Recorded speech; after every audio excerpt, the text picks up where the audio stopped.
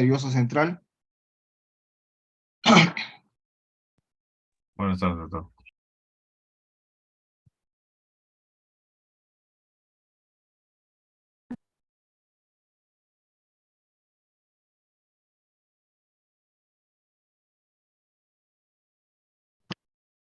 Bueno, las infecciones del sistema nervioso central en niños no son tan frecuentes, pero sí son muy importantes.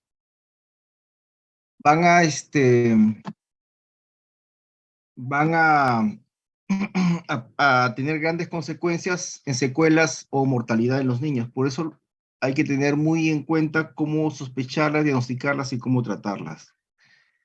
Vamos a hablar primero de meningitis bacteriana y luego de la meningitis viral. La meningitis es un proceso inflamatorio del espacio solenoideo y del leptomeninges, y cuando compromete el tejido encefálico se llama meningoencefalitis. En cuanto a la fisiopatología, vamos a resumirla en un video.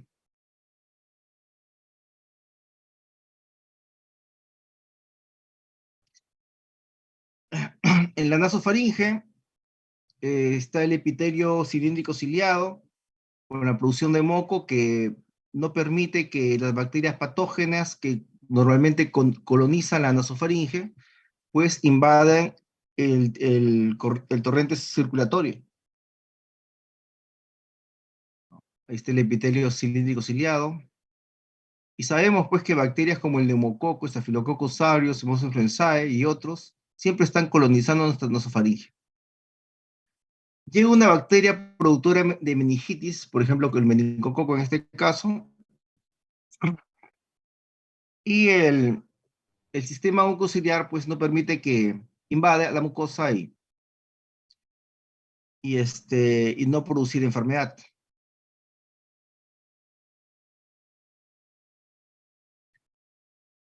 Sin embargo, si esta mucosa es dañada, digamos, por la presencia de un virus, un resfrío o alguna otra condición. Doctor, disculpe, si está Doctor, proyectando algo, no se ve. Ah, a ver.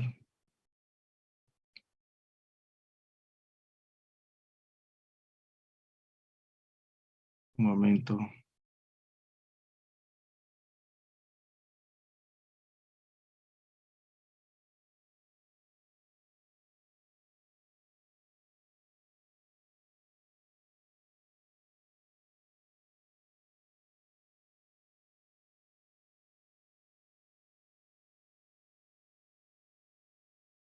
Le decía que en las fosas nasales está un epitelio cilíndrico ciliado, el cual pues no permite que invaden bacterias patógenas. Ya se ve, ¿no? sí, doctor, ese ¿Se ve el problema. video? Sí, doctor. Ya. Si alguna bacteria patógena no se adhiere y no invade la mucosa. Sin embargo, si esta mucosa es invadida por virus o algún otro proceso lesivo para la mucosa, pues el mecanismo mucociliar se altera, pudiendo permitir que las bacterias que colonizan la nasofaringe puedan ingresar al epitelio y de ahí pasar al torrente sanguíneo.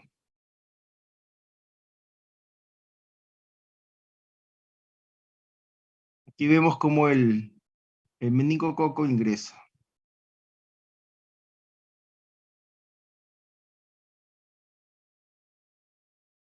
El meningococo va a ser bacteremias y esta bacteremia puede llevarlo a la membrana hematoencefálica, como ven acá. Luego en el espacio suranoideo empieza a proliferar. El espacio suranoideo, pues, la respuesta inflamatoria no es, no es, no es muy buena, entonces prolifera, y la infección produce factores quimiotácticos, lo cual induce la migración de neutrófilos y otras células de respuesta inmune.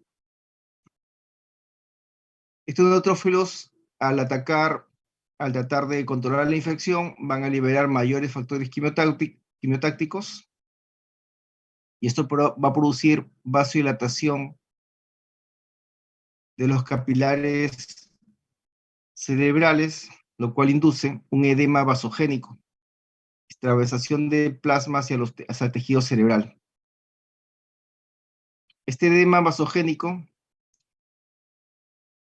va a producir un aumento de la presión intracraneal, debido a que el cerebro no puede expandirse mucho porque está dentro de una caja dura, que es el cráneo. Entonces, el aumento de la presión arterial, de la presión intracerebral, condiciona que disminuye el flujo cerebral. Si disminuye el flujo cerebral, pues va a haber hipoxia neuronal, se suma un edema citotóxico, y el paciente sin tratamiento suele fallecer. Esa es la fisiopatología resumida.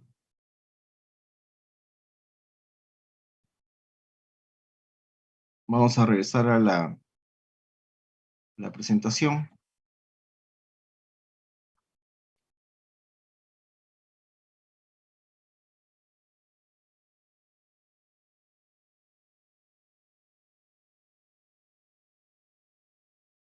Se considera que la meningitis bacteriana es definitiva cuando a un cuadro clínico compatible logramos identificar la bacteria, sea en cultivo, coloración gran, detección de antígeno bacteriano o mediante reacción de cadena de polimerasa.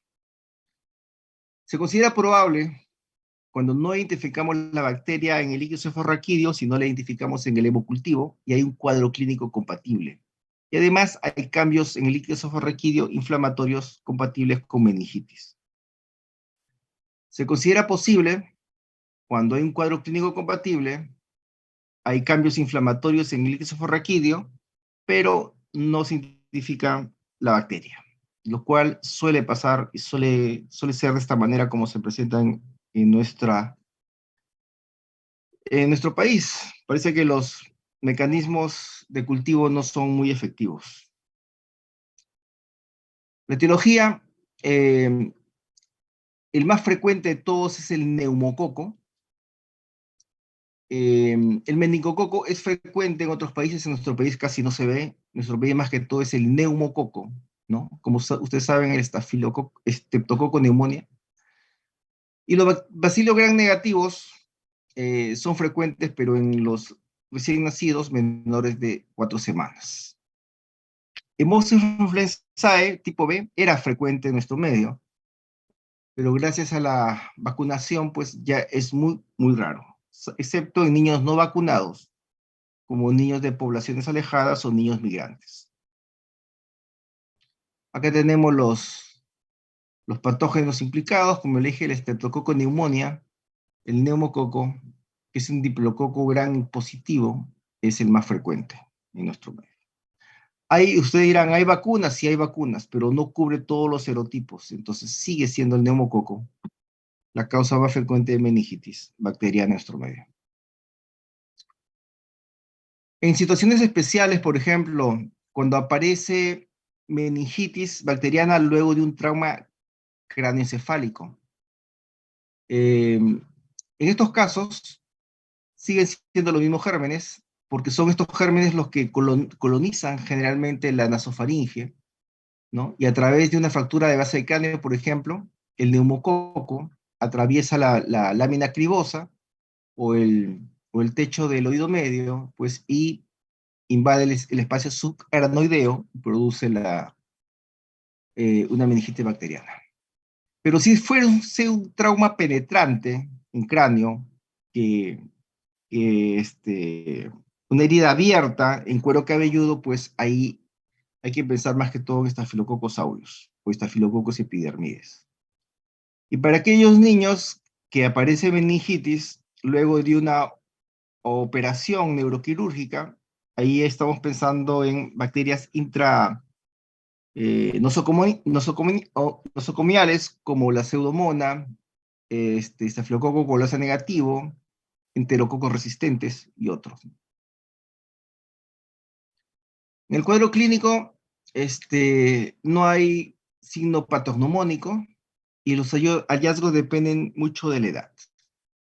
Por ejemplo, en lactantes, que son niños menores de 1 año o 2 años, los síntomas son aún más inespecíficos. Mientras más pequeños, más inespecíficos.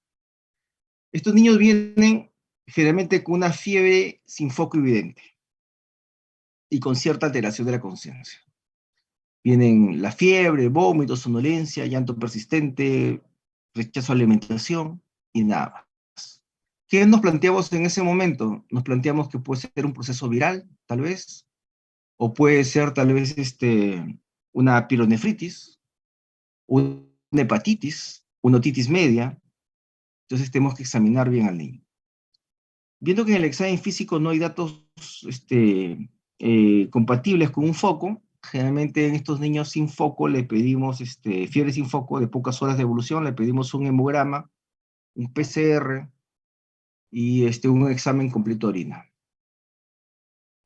Si ven que el hemograma es patológico y el examen de orina está normal y el niño tiene cierta alteración de conciencia, pues no queda otra que hacerle una punción lumbar para descarte de una meningitis bacteriana. Solamente algunos niños convulsionan y las convulsiones generalmente no son al inicio. La fontanela bombada es muy tardía, es cuando el niño ya ha pasado, puede quedarse secuelado. Entonces no esperen que tenga la fontanela bombada para diagnosticar meningitis, ni tampoco que convulsione. Deben diagnosticar meningitis aún cuando es una fiebre sin foco, para que tenga un mejor pronóstico el niño. Y recuerden que los signos meningios generalmente están ausentes en los niños menores de 18 meses. No van a encontrar, pues, rigidez de nuca, ni signo de Kerning u otros, ¿no? En niños pequeños. Los niños más grandes, igualmente, el cuadro clínico es de fiebre, ellos sí dicen me duele la cabeza, vómitos y algún grado de alteración de conciencia. En ellos ya encontramos signos meningios, como signo de Kerning o Brudzinski, y en caso de infecciones por meningococo aparecerán algunas lesiones purpúricas en piel. La rigidez de nuca es el signo más preciso y más sencillo tal vez para evaluar la irritación meningia. Se realiza, como ven ustedes en la imagen, colocando las manos en la parte posterior de la cabeza. Hay que explicarle al niño qué se va a hacer. Obviamente no se puede hacer en un niño que ha tenido trauma cráneoencefálico, ni lesión cervical. Se mueve las cabezas a los costados para ver que ya no haya problemas en el movimiento. Y luego bruscamente se le flexiona hacia adelante, mientras esté echado. Y hay que ver esa resistencia al movimiento, la sienten en sus manos en estos casos. Es una manera precisa, como le dije. Otro signo meningio es el signo de Brudzinski, en la cual cuando se flexiona el cuello, el niño de manera automática flexiona rodillas y cadera. Acá tenemos un niño, por ejemplo, en la cual se va a hacer la maniobra de Brudzinski.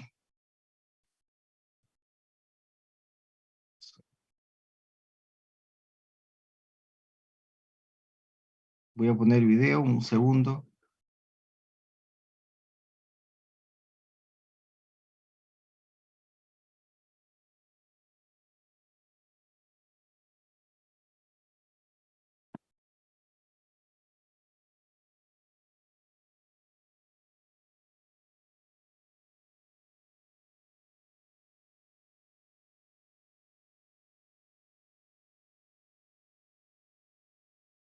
Dice que al tratar de flexionar el cuello, aparte de rigidez de nuca, pues tiene flexión involuntaria, automática de cadera y de rodilla.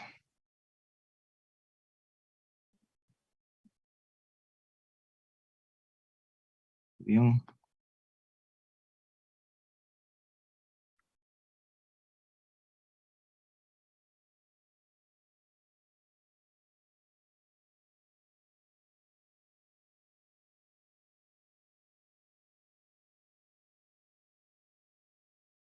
Luego el signo de Kerning.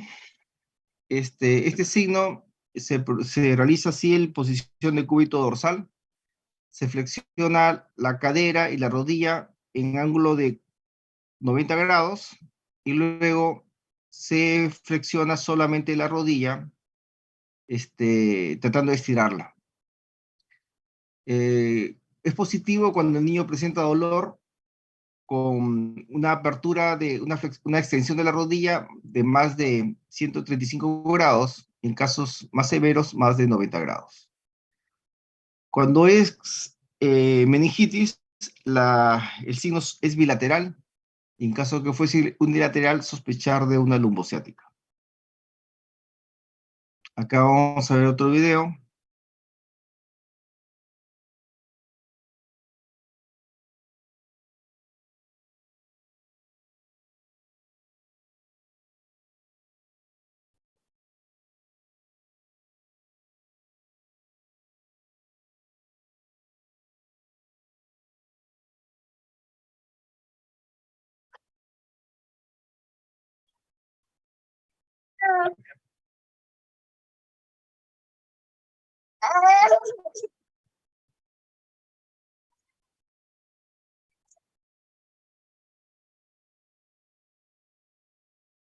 Da pena, ¿no?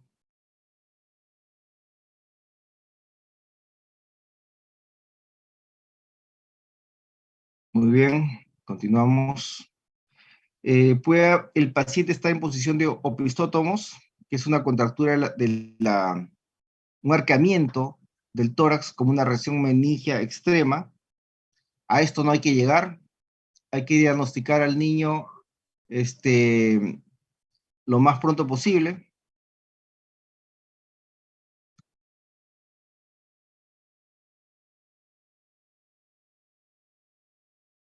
Estas son las lesiones equimóticas en piel que aparecen en la meningitis meningocócica. Como ya les dije, la meningitis meningocócica es rara en nuestro país. Mayormente se produce por neumococo. ¿Y qué encontramos en una punción lumbar, en una meningitis bacteriana? Generalmente se encuentra, bueno, una presión elevada, si es que se mide, recuento leucocitario generalmente más de 5, la glucosa hay disminuida, lo que llamamos una hipoglucorraquia.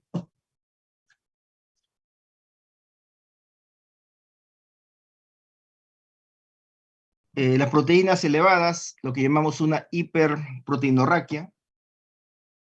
Y en la coloración gran se puede identificar las bacterias, cuando este examen está bien hecho, ¿no? Para el examen del queso se realiza una punción lumbar, como ven ustedes ahí. Se prefieren de cúbito lateral, también puede ser sentado, como ustedes aprecian en la foto. Se traza una línea entre las crestas ilíacas, generalmente se coincide con el espacio entre la L4 y L5, o L3 y L4, que es donde se realiza la punción lumbar.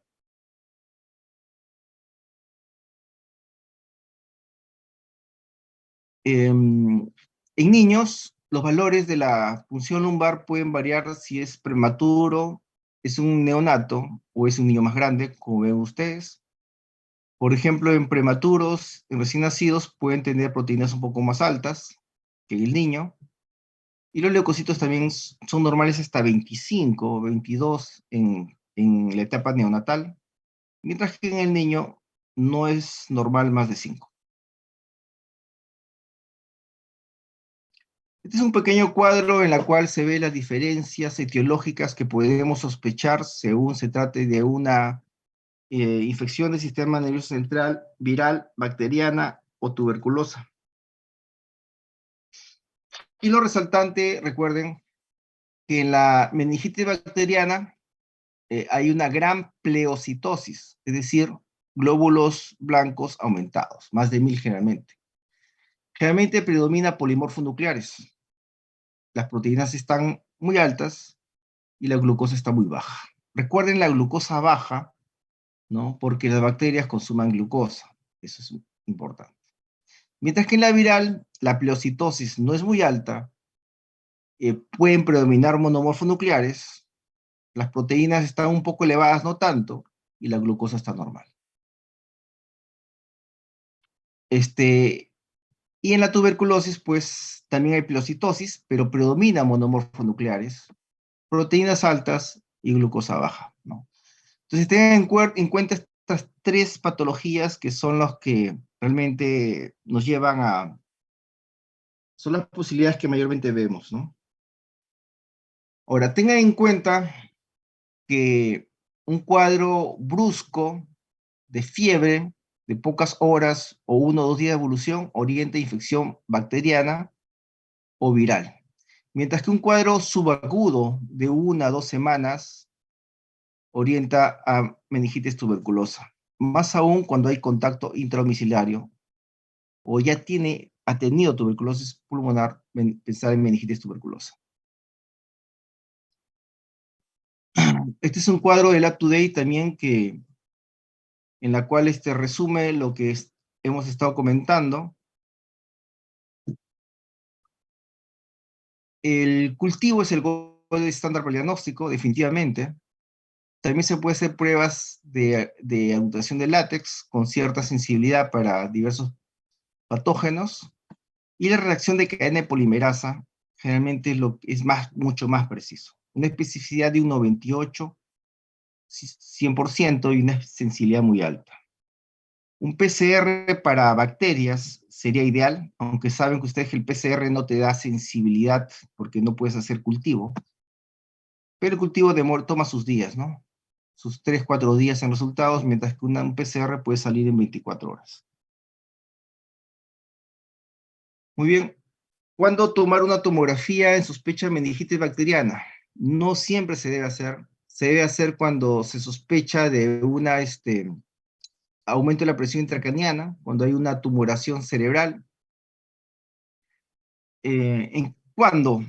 ¿Cuándo pedir tomografía? Cuando el Glasgow es menor de 9, cuando el Glasgow es muy fluctuante, cuando ha caído el Glasgow de un momento a otro, y cuando hay signos neurológicos focales, por ejemplo, una hemiparesia. Ahora, si tienen un niño con Glasgow bajo y por alguna razón no pueden hacer una tomografía, por ejemplo, no lo pueden, está en su serum, tiene síntomas de meningitis, pero también tiene una hemiparesia izquierda, entonces, ¿qué hacen? Inician tratamiento antibiótico nomás para meningitis, mientras lo están transfiriendo. Ante la sospecha de meningitis no hay que retrasar. Aún así no se puede hacer en ese momento una tomografía y tampoco se puede hacer una punción lumbar. Luego harán tomografía, luego harán punción lumbar. Total, la pleocitosis del líquido cefalorraquídeo no va a variar en horas, pero si ustedes se retrasan en dar antibiótico, el niño puede dejarse colado o puede morir en ese retraso. ¿Cuándo no hacer punción lumbar? Ya dijimos, cuando hay síntomas clínicos sugerentes de aumento de la presión intracraniana, Glasgow menor de 9 o una caída más de 3 bruscamente, bradicardia, hipertensión, signos neurológicos focales, una postura normal, asimetría, pobre dilatación pupilar, papiledema, movimientos oculares anormales. También cuando el paciente está descompensado, como si estuviese en shock, cuando hay una coagulopatía, cuando hay lesiones, una celulitis, por ejemplo, en la espalda, donde va a ser la punción, cuando está con insuficiencia respiratoria, o cuando está convulsionando o en estado posictal, ¿no? Hasta ser estabilizado.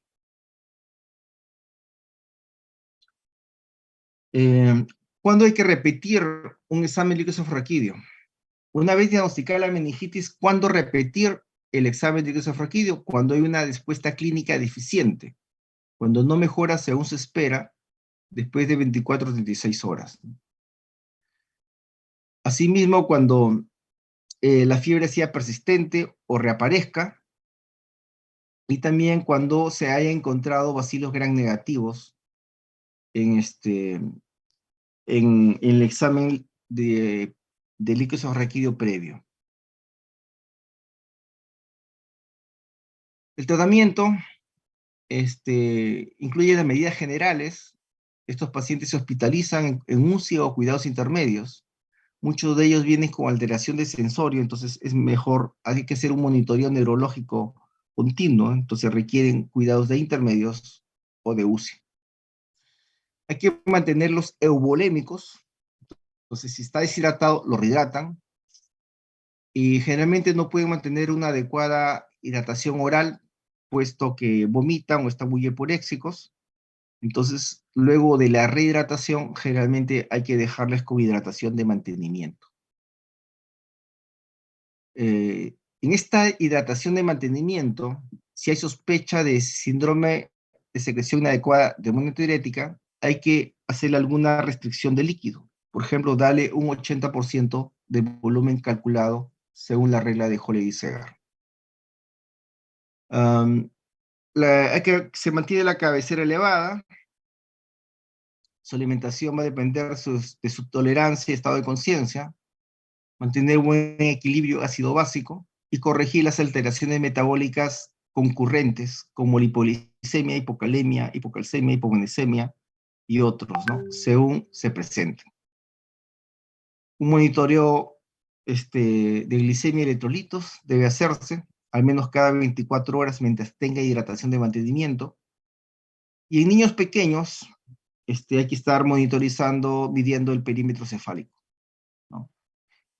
Aquellos niños que puede haber aumento de la presión intracraniana, aquellos niños que tengan aún no suturadas sus fontanelas, niños especialmente menores de 2 años, hay que estar midiendo el perímetro cefálico. Niños grandes ya no tiene sentido medirlo. Estas son las diversas condiciones y edades en las cuales se da un tratamiento antibiótico empírico.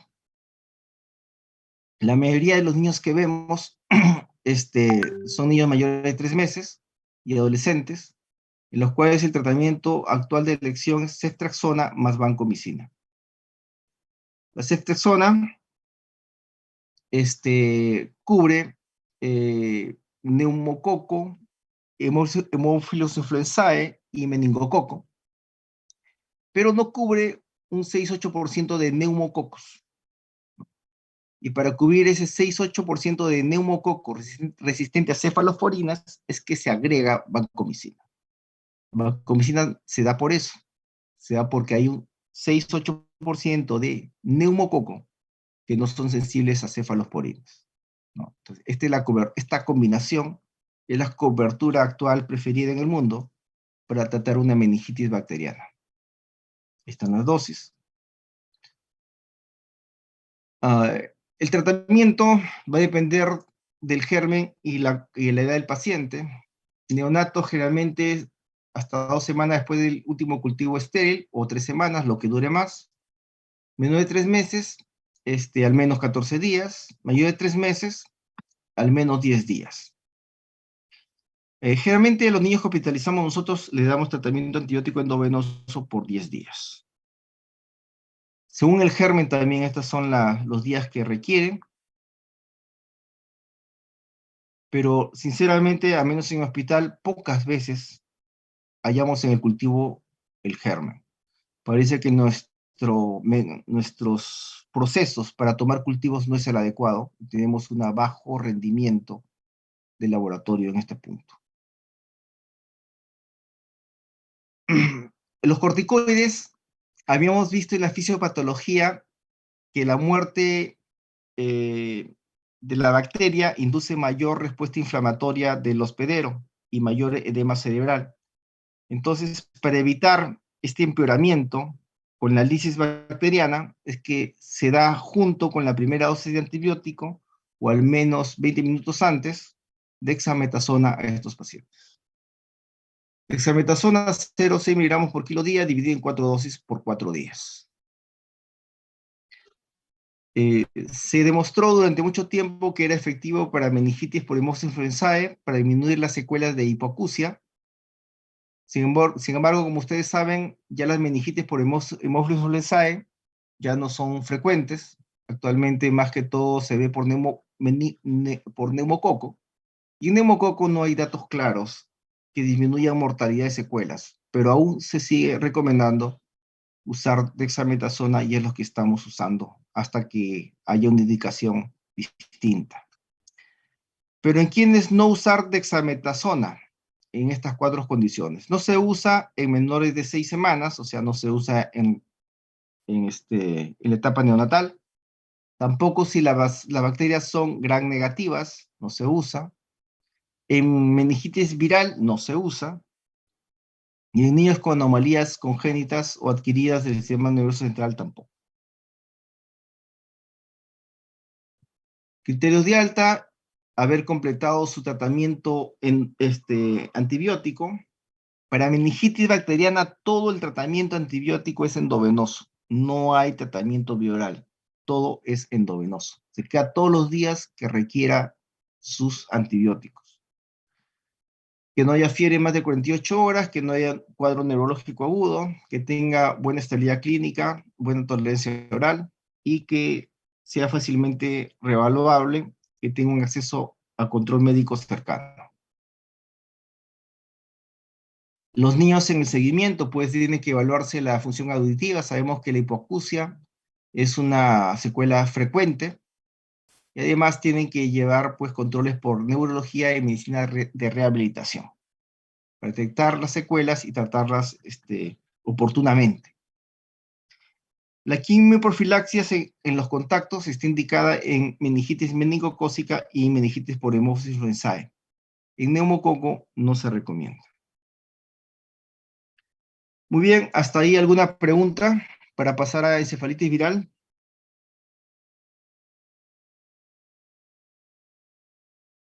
Muy bien, no hay preguntas, continuamos. Actualmente, la infección del sistema nervioso central más frecuente en la edad pediátrica no es por bacterias, es por virus.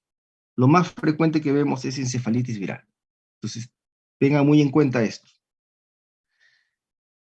Es una inflamación del sistema nervioso central, del encéfalo principalmente, parénquima cerebral, y que produce cierto grado de disfunción neurológica, producida por un virus, ¿no? Ocurre en el transcurso de una infección viral, generalmente. Las infecciones virales, como ustedes saben, son muchas veces generalizadas, comienzan con dolor orofaringio, o algún exantema, o signos catarrales, y luego también, entre otros órganos que inflama, el virus puede inflamar el encéfalo de manera especial.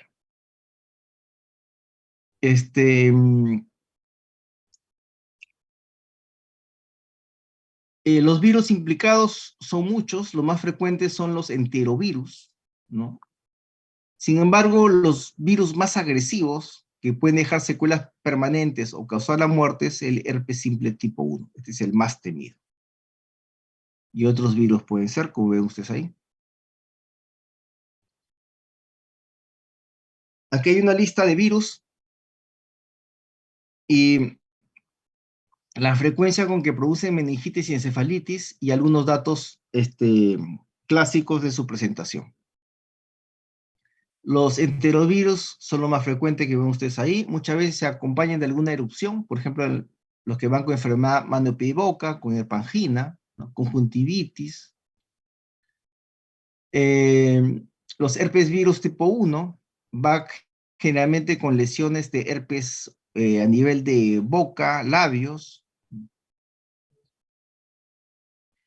y el virus de la varicela también está implicado, ¿no? Hemos tenido muchos niños, antes cuando no se vacunaba contra la varicela, teníamos varios niños con encefalitis, con cerebritis por varicela. ¿Cuál es el cuadro clínico? Generalmente hay fiebre, puede haber convulsiones, el niño no se alimenta bien por náuseas, cefalea, está irritable o un poco letargado. En niños mayores, adolescentes, igualmente la fiebre, síntomas psiquiátricos, irritabilidad, la habilidad emocional, puede haber convulsiones también, y a veces cambios neurológicos también localizados. El diagnóstico de la encefalitis viral se establece en función de los siguientes criterios. Primero, un estado mental alterado, puede haber un estado de conciencia disminuida, que dura más de 24 horas sin causa identificable alternativa, y dos de los siguientes criterios para un diagnóstico posible, y más de 3 para un diagnóstico probable. ¿Cuáles son estos criterios? Fiebre, convulsiones, hallazgos neurológicos focales recientes, pleocitosis del líquido subarráquido, o sea, líquido más de 5, generalmente aquí suelen ser monomorfonucleares, una neuroimagen sugestiva encefalitis, eh, la, la neuroimagen sugestiva generalmente es la resonancia magnética cerebral, como vamos a ver ahora, y alguna normalidad en el electroencefalograma compatible con encefalitis.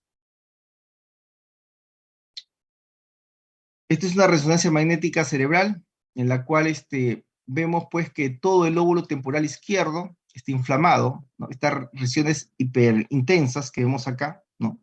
Son las áreas de inflamación, y una hiperintensidad también en la sustancia blanca de la ínsula.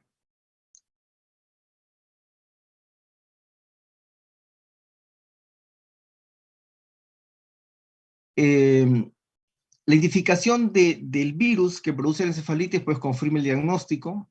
Sin embargo, muchas veces no logramos identificar el virus, ya que esto requiere, pues, no hacemos cultivo para virus en los hospitales. Lo que pedimos generalmente en estos casos es un PCR para virus, el cual generalmente se hace de manera particular.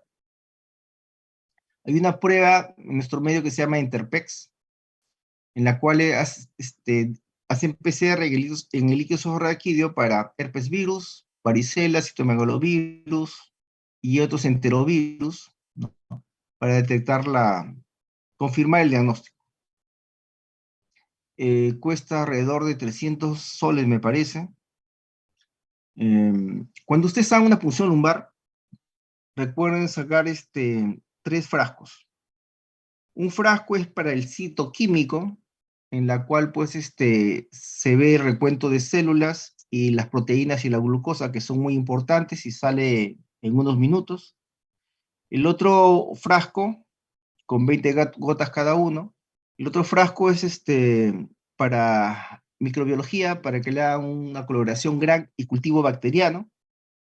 Y un tercer frasco debería ser para PCR, para virus y bacterias. En nuestro medio, cuando el PCR solo para virus se llama Interprex, hay otras marcas también, y cuesta alrededor de 300 soles. Y también hay otra prueba que no solamente ve virus, sino también ve bacterias, ¿no? PCR que corre para estos 14 patógenos, que se llama FilmArray, panel de meningitis encefalitis. Lastimosamente el costo de esto está alrededor de los 1.100 soles. Está mucho más caro. Pero puede valer la pena, realmente, porque eleva la sensibilidad para la detección del patógeno mucho. El tratamiento de la encefalitis viral: estabilizar al paciente, es decir, darle soporte oxigenatorio si lo necesitase, un monitoreo hemodinámico. Si está deshidratado, hay que rehidratarlo, de preferencia de una manera un poco lenta, considerar que debe haber algún grado de edema cerebral. Si su alteración de conciencia es profunda, una escala de Glasgow en menos de 8 o 8, habría que intubar al paciente y tratar las convulsiones si es que estuviesen presentes, ¿no? Ya sea con benzodiazepinas o con fenitoína, de ser necesario. El tratamiento empírico para encefalitis viral, como les había manifestado, el virus más agresivo es el herpes virus tipo 1, y pensando en este herpes, que es el más agresivo, aunque no es el más frecuente, pensando en el virus herpes, es que se da ciclovir endovenoso. al menos hasta ver resultados de PCR en virus, ¿no? Acá está el tratamiento, se da por 2 a 3 semanas, y si hay duda de que la infección del sistema nervioso central no es por virus, sino también podría ser por bacteria, también hay que darle antibiótico-terapia para bacterias con vancomicina y ceftriaxona y esperar cultivos. Muy bien, hasta ahí alguna pregunta para pasar a un caso clínico final y terminar.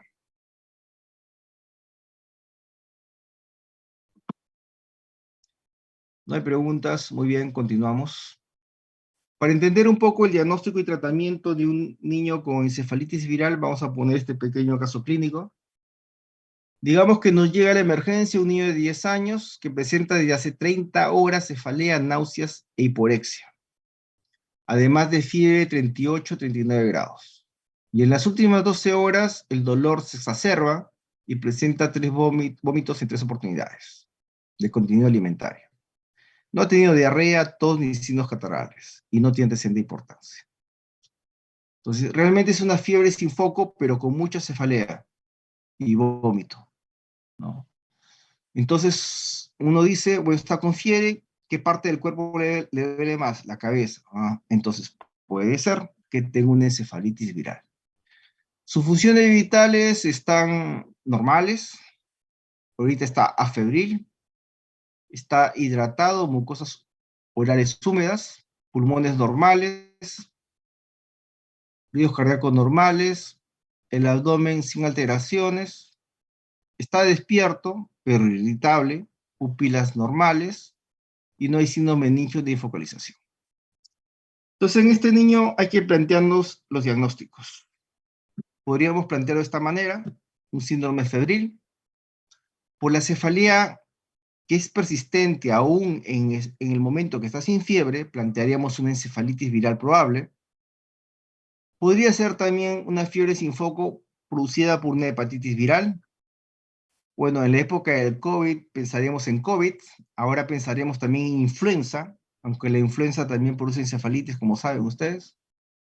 Y una pielonefritis aguda podría ser, pero la pielonefritis aguda como fiebre sin foco en un varón no es tan frecuente, en niñas sí es más frecuente, pero las niñas a los 10 años generalmente pues ya tienen disuria poliaquiuria, que no lo tiene, entonces es alejado.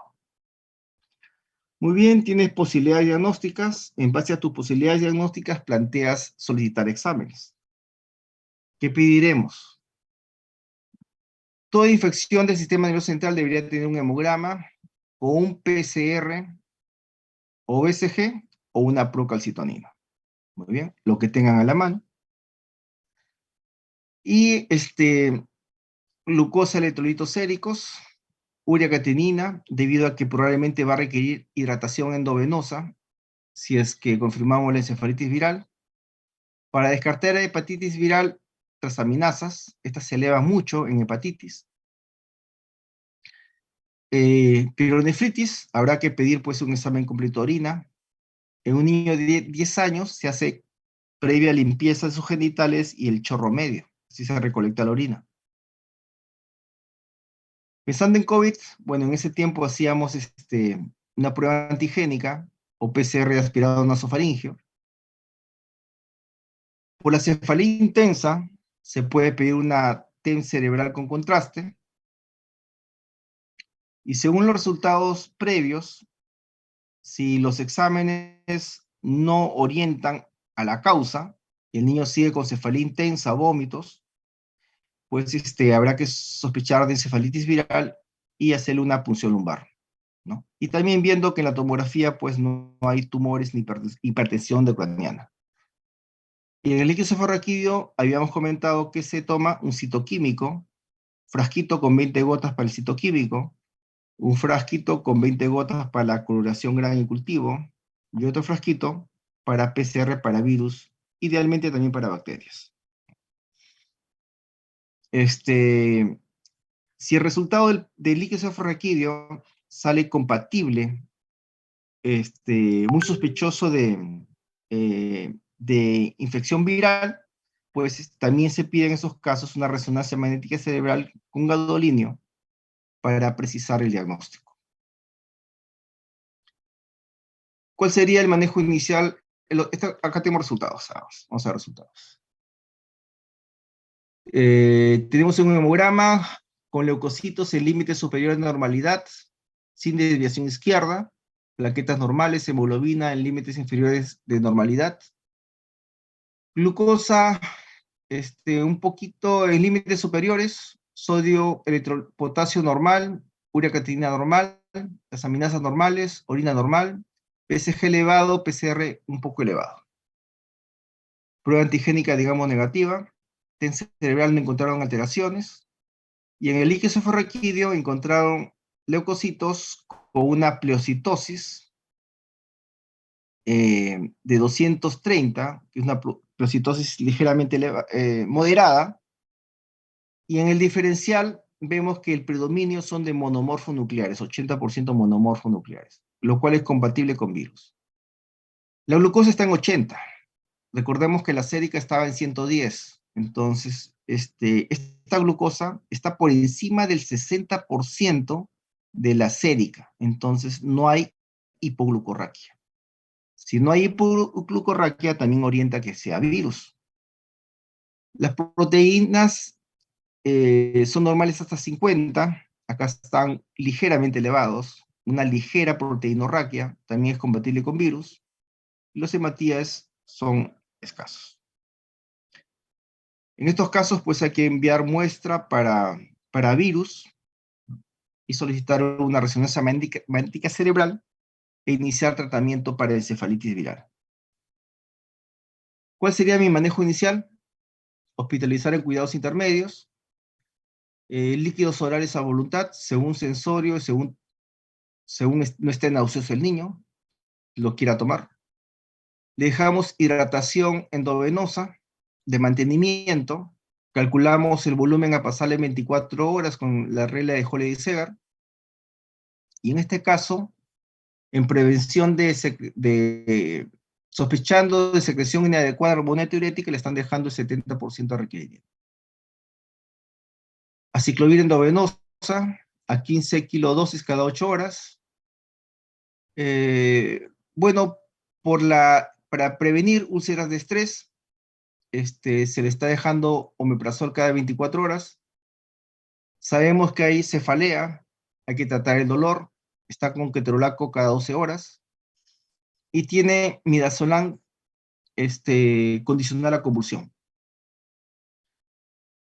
Para la fiebre, su paracetamol, el cual puede ser bioral, interrectal o endovenoso a 15 por kilo, cabecera elevada del paciente, balance hídrico, control de funciones vitales, hacer un monitoreo neurológico y viviendo el Glasgow, pilas, focalidad neurológica, y regulación médica cada 6-8 horas, como debe hacerse en un paciente de cuidados intermedios.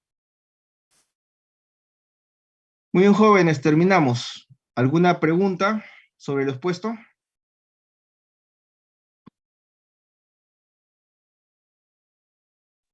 Doctor, Sí. doctor, ¿me puede repetir eso cuando mencionó que no hay hipoglucorraquia? La glucosa 80 y la sérica era, si no me equivoco, 110. Sí. A ver. Está.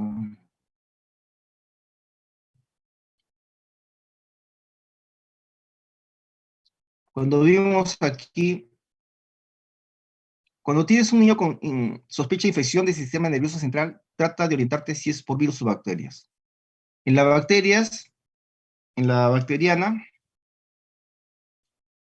la glucosa suele estar baja en la bacteriana, lo que se llama hipoglucorraquia. Generalmente está por debajo de 40, o en todo caso, por debajo de 60% de la sérica.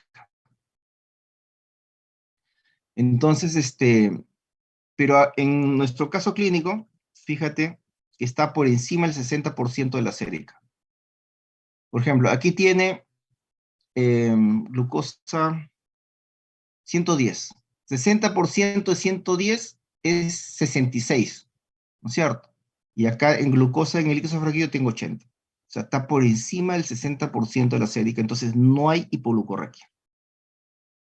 No. Si esto fuese bacteriano, habría hipoglucorraquia y no la hay. Entonces, ¿qué sospecha ante un cuadro agudo, inflamatorio del sistema nervioso central con fiebre? Orienta a encefalitis viral. Recuerden, ¿qué orienta a encefalitis viral? Que la pleocitosis es moderada, no es muy alta. Que predominio monomorfos nucleares. Que la glucosa está normal, generalmente, no hay hipoglucorraquia. Que la hiperproteinorraquia no es muy severa. Generalmente está entre 50 y 100, como acá.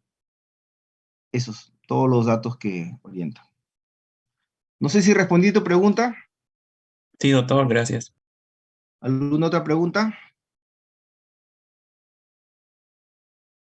Muy bien, jóvenes. Nos vemos. Que tengan buena tarde. Adiós. Muchas gracias, doctor. Gracias, doctor.